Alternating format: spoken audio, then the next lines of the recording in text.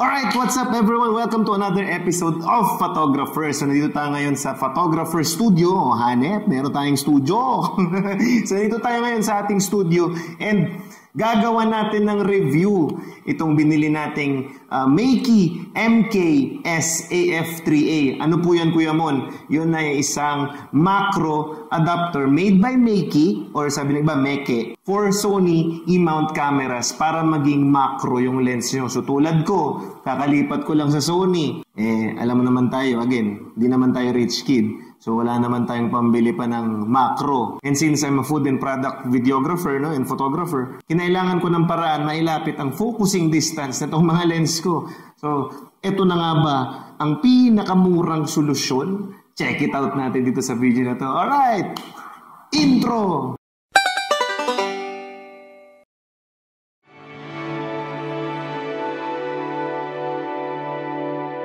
Akala nyo naman ang astig ng intro, maka-intro. Yun lang pala. Ting-ting-ting-ting-ting. Ano tayo dito? So ngayon, check it out natin. So syempre, metal siya. Made of metal siya. Plastic cover and all. Pero, kagandahan nito, meron siyang autofocus function. So meron siyang dalawang levels.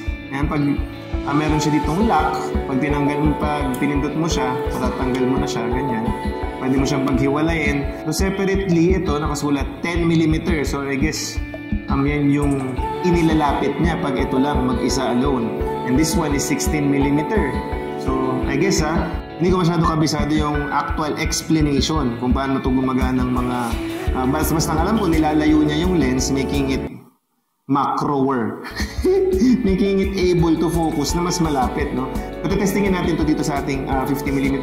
So ngayon, sagarin na natin para ramdam natin yung diferensya pag combine natin siya. So siguro basic math lang naman, di ba? So 10mm plus 16mm equals 100. So 26mm. So ganun lang to. Nakita nyo rin, meron siyang tuldok. So i-align nyo lang din siya dito. Basic. Napaka-basic din.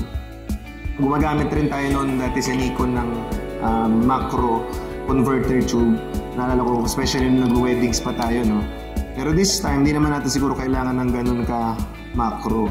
So kuha lang tayong props dito para pag-testingan, ano? Medyo harap natin sa ilaw.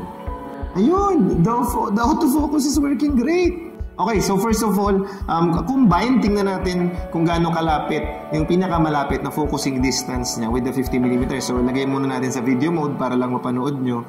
In atras abante ko, lalagay ko lang yung lens sa closest focusing distance. No? So, yan. Atras abante na lang tayo. Malapit! Ayan, syempre we're shooting at 1.8, so grabe yung depth of field. Ayan. I bet you can see it from there. Okay, so let's try the autofocus naman this time. Shooting photos. Ayan, it's focusing. May konting focus hunting. Medyo matras-abante siya. Pero walang problema yun. Tandaan po natin, sobrang mura lang nito.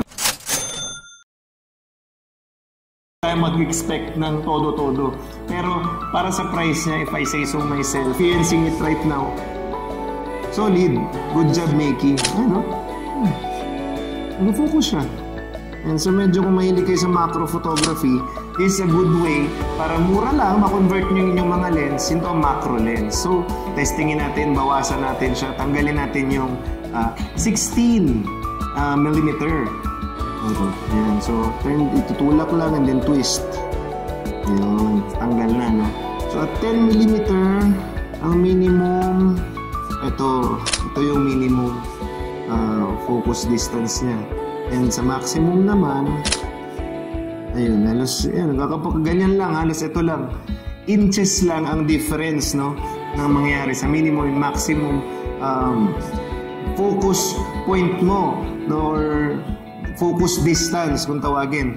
Try natin ngayon siya, Meiki to Meiki. Ayan, syempre, abangan nyo yan sa next episode natin. Gagawa na rin natin ng review itong Meiki 85 1.8. Pero for now, gagamitin lang natin siya dito sa macro. Salpak naman natin to dito.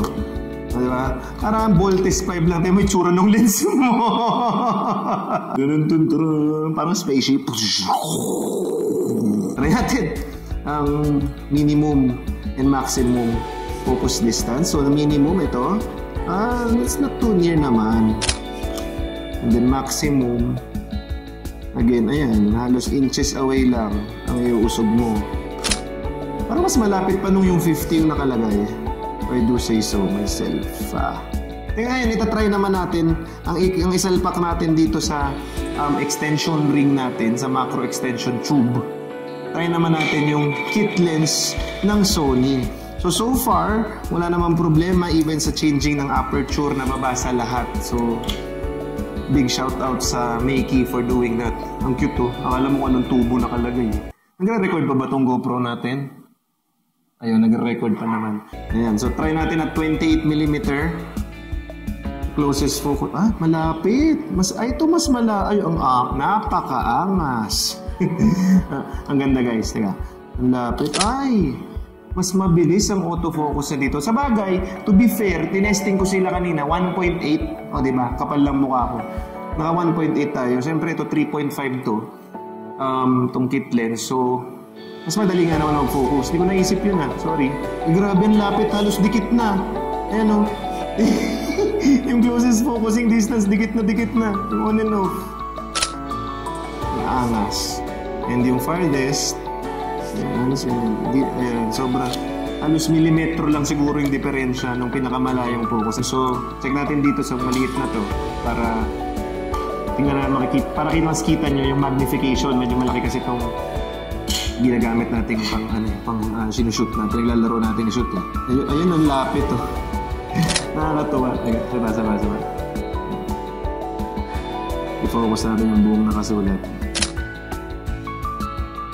So, I think masarap siya gamitin itong Makey MKS AF3A.